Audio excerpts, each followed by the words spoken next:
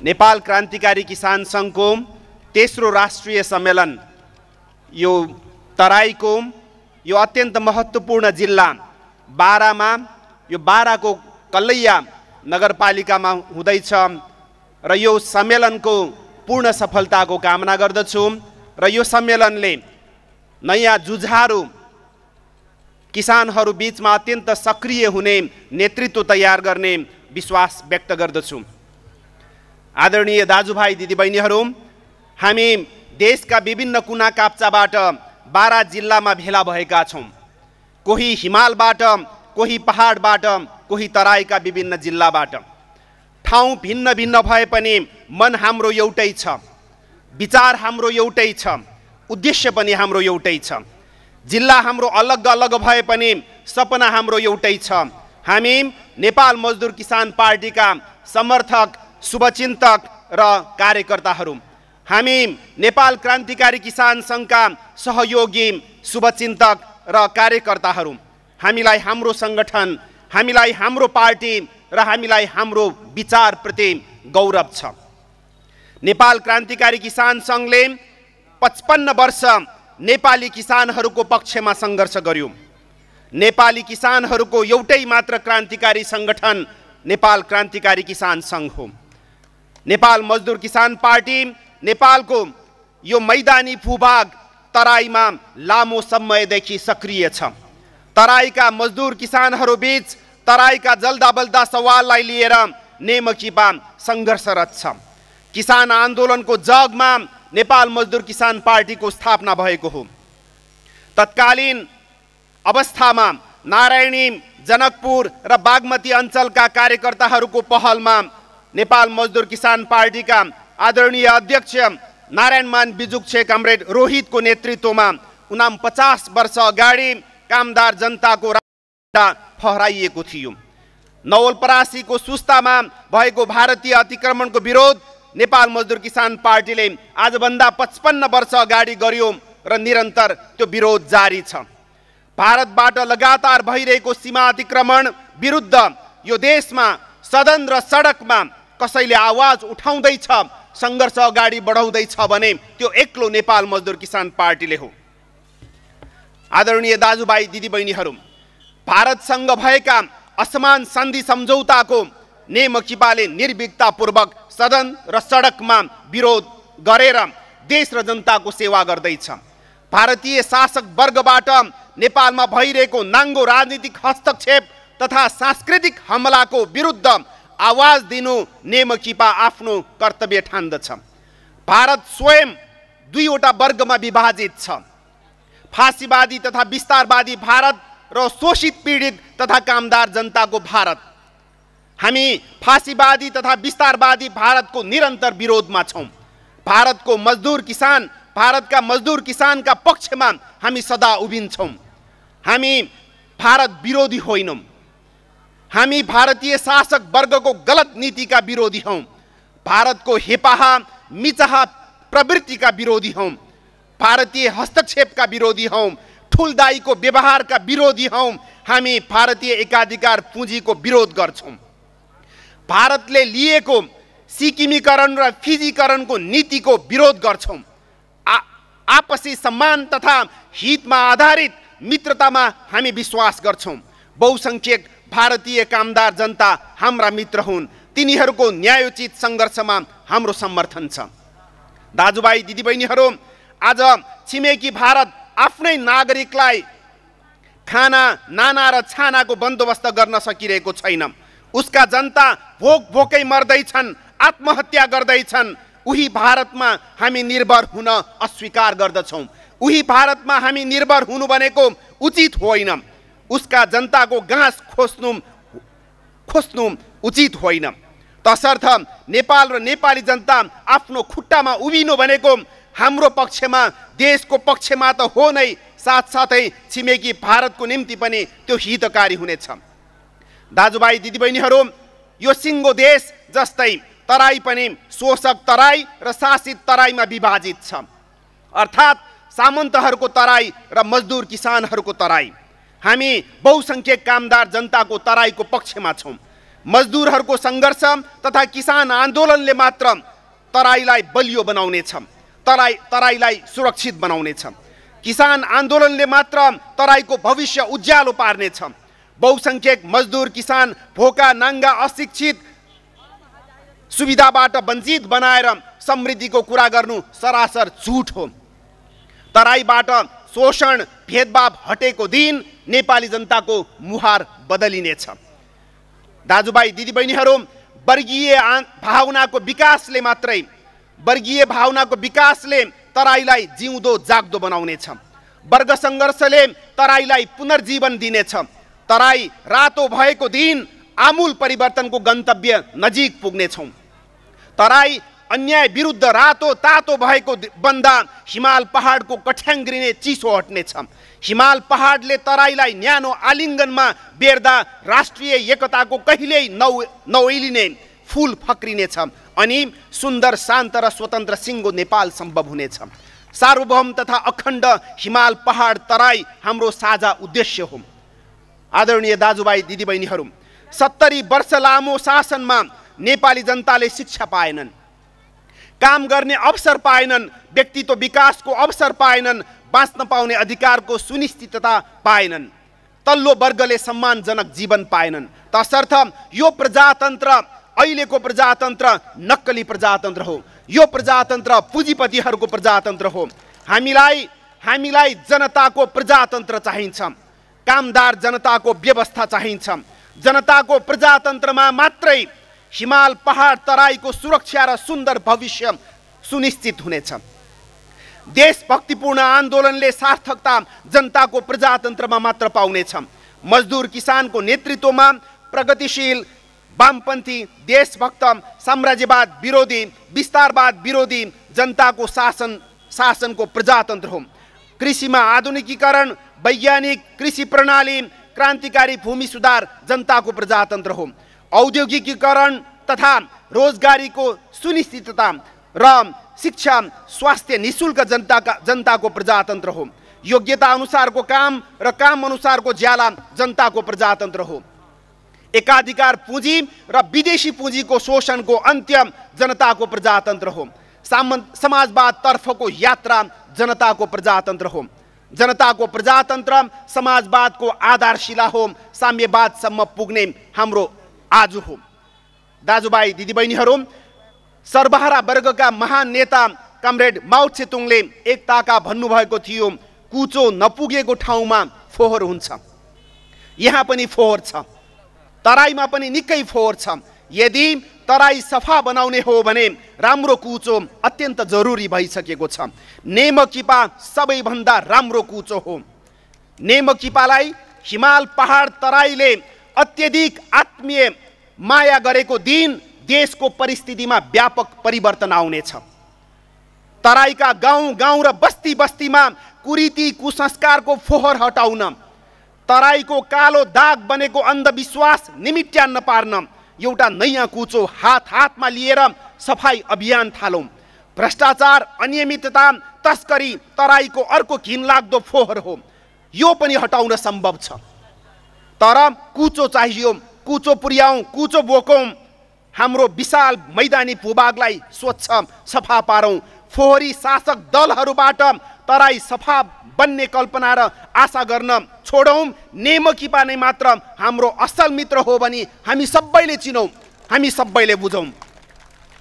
खोला नाला नदी बिनाको तराई कल्पना गर्न सकिन्न। दाजुभाइ दिदीबहिनीहरू, खोला नाला नदी बिनाको तराई कल्पना गर्न सकिन्न। वन जङ्गल वन्यजन्तु बिनाको तराई सोच्न पनि सम्भव हुन्न। उर्वर भूमि नेपालकै निम्ति वरदान हो। प्राकृतिक सम्पदा देशको वैभवको अभिन्न हिस्सा हो। यी सम्पूर्णको संरक्षण, सम्वर्धन तथा सुरक्षाको ग्यारेन्टी आजको सवाल हो। यी सबैको मालिक देश बन्नुपर्छ, हामी जनता बन्नुपर्छ, हामी मजदुर किसान बन्नुपर्छ। हाम्रो सङ्घर्ष यसैको निम्ति हो। तसर्थ हामी सबै मिलेर प्रकृतिको अवैध तथा अनियन्त्रित दोहन रोक्न आवश्यक छ। गिटी, बालुवा, ढुङ्गा, काठ र जडीबुटीको तस्करी अन्त्य गरिनुपर्छ। हाम्रो पानी हाम्रै हक हो। हाम्रो पानी हाम्रै अधिकार हो। बगिरहेको नेपालको पानीले लगाएको गुणप्रति भारत कृतज्ञ बन्नुपर्छ र गुणको बदला उसले गुणले नै तिर्नुपर्छ। भारत नेपालप्रति कृतज्ञ बन्दैन भने कृतज्ञ बन्नु छिमेकी घात हो, मित्र घात हो। दाजुभाइ दिदीबहिनीहरू, विशाल भूभाग भएको भारतको मन सानो नहोस्, सोच सङ्कीर्ण नबनोस्, यही हाम्रो अपेक्षा हो, यही हाम्रो चाहना हो। नेपाललाई मिच्दा, नेपाललाई थिच्दा, नेपाललाई चुस्दा भारतको अन्तर्राष्ट्रिय समुदायमा मान घट्छ। हाम्रो चासो यही हो। भारत र नेपाल बीचको सम्बन्ध इतिहासभन्दा पुरानो छ। प्रकृति, धर्म, संस्कृति सम्पूर्ण हिसाबले हामी जोडिएका छौँ। यो सम्बन्ध कस्तो बनाउने भारतको हातमा छ। राम्रो सम्बन्धले अन्तर्राष्ट्रिय समुदाय खुसी हुनेछन् र भारतप्रति पनि सकारात्मक बन्नेछ अन्तर्राष्ट्रिय समुदाय। तसर्थ भारतले विस्तारवादी नीति अपनाउँदा जति उसको निम्ति प्राप्ति सम्भव छ, त्योभन्दा बढी त्यस्तो नीति त्याग्दा उसले पाउनेछ, उसलाई मिल्नेछ। नेपाली बजारमाथि एकहट्टी कायम गर्दा जति आर्थिक लाभ भारतले पाउने हो, त्योभन्दा बढी फाइदा नेपाल आत्मनिर्भर र स्वतन्त्र बन्दा पाउनेछ। उपनिवेशवादी बेलायती रोगबाट मुक्त भारत नेपाल र दक्षिण एसियाको हितमा हुनेछ। भारतमा प्रगतिशील सरकारको उदयले क्षेत्रीय तथा विश्व शान्ति एवं विकासको क्षितिज उगार्नेछ। दाजुभाइ दिदीबहिनीहरू, देशले सङ्घीयताको अभ्यास थालेको 5-6 वर्ष भयो। भारतले त्यो अभ्यास थालेको दशकौँ भयो। भारतको आर्थिक सामाजिक अवस्थाबारे हामीलाई केही जानकारी छ। नजिकबाट हामी नियालिरहेका पनि छौँ।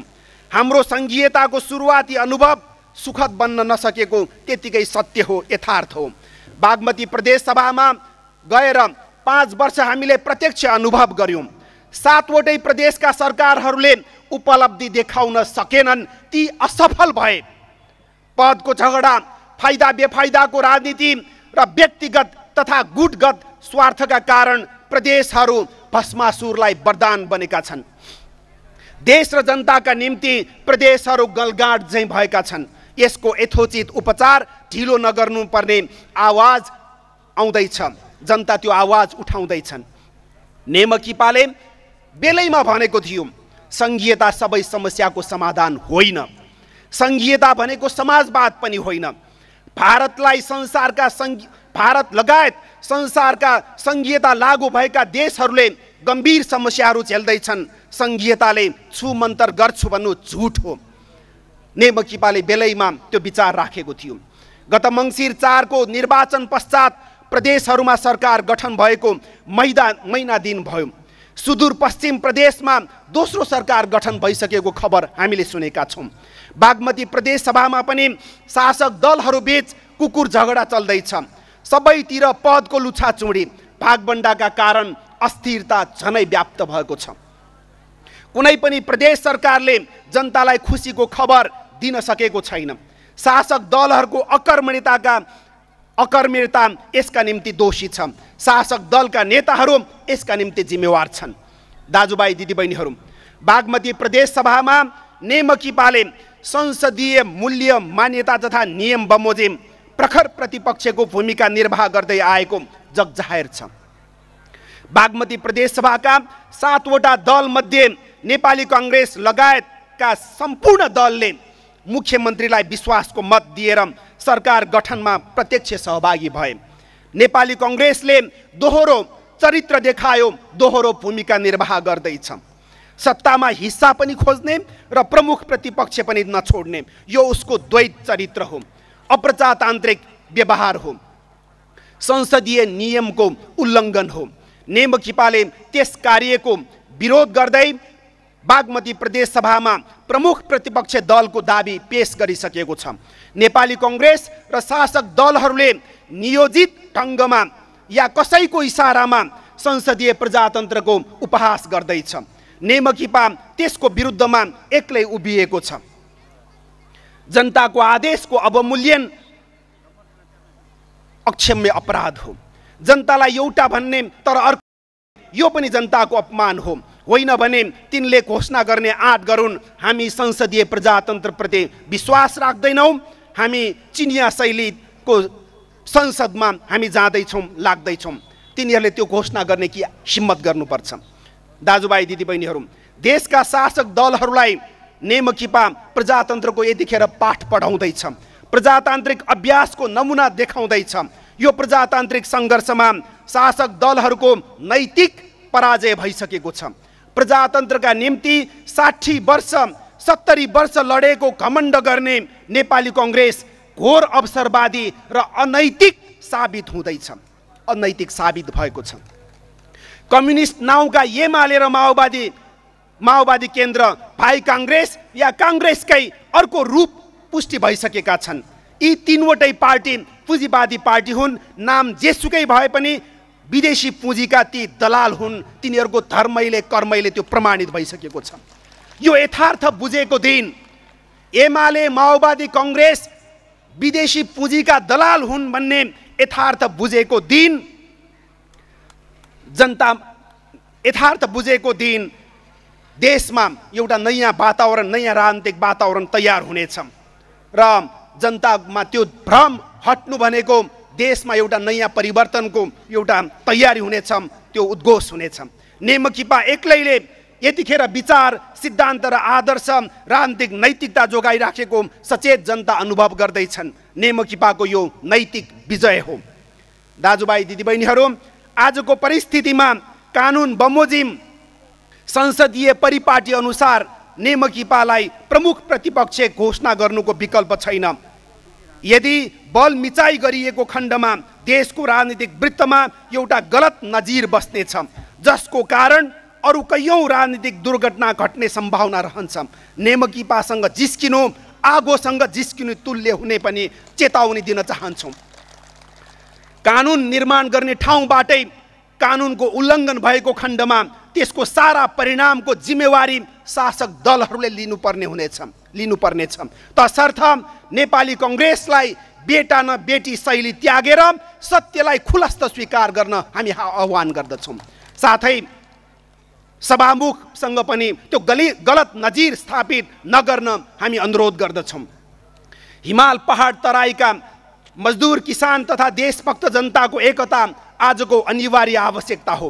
पुँजीपति तथा सामन्त वर्गले बहुसङ्ख्यक जनतालाई शोषण गर्छ, प्रकृतिको असीमित दोहन गर्छ, राज्यको ढुकुटीमा ब्रह्मलुट मचाउँछ र देश नै बन्धकमा राख्छ। देशलाई माया गर्ने र रक्षा गर्ने भनेको मजदुर र किसानले नै हो। तसर्थ हाम्रो एकता, हाम्रो सङ्गठन र हाम्रो सङ्घर्ष यतिखेरको यो युगको माग हो।